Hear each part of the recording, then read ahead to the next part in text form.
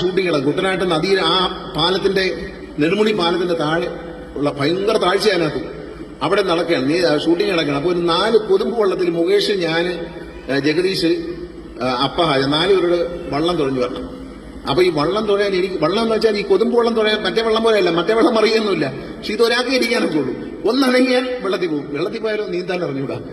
അപ്പൊ മുകേഷിന് നീന്താൻ അറിയാം. ഇവരെല്ലാരും കൂടി തുഴഞ്ഞ് ഞാനങ്ങ് ഈ ബോട്ടിന്റെ കൂടെ ഇങ്ങനെ മത്സരം നടക്കുന്ന വള്ളത്തിലൂടെ ആ സിനിമ കണ്ടാൽ അറിയാം. അതിന്റെ കൂടെ ഇങ്ങനെ വള്ളം തുഴഞ്ഞു വരും. ബോംബ് വയ്ക്കുകയാണ്. ബോംബ് പൊട്ടി കഴിയുമ്പോൾ വള്ളം മറിയും.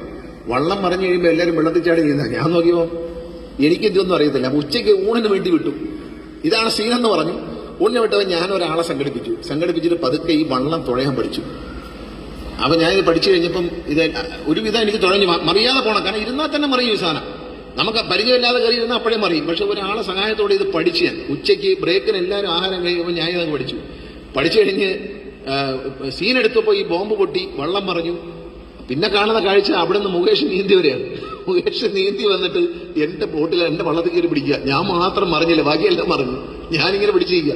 ഇതിൽ പിടിച്ചു കിടന്നു. നമ്മൾ പിടിക്കരുത് ഇതിൽ പിടിക്കരുത് ഇത് പറയും. പക്ഷെ അതിൽ പിടിച്ചു കിടന്നിട്ട് ഇവരെ തുഴഞ്ഞ് കരയെ കൊണ്ടുവന്ന് ഞാനാണ്.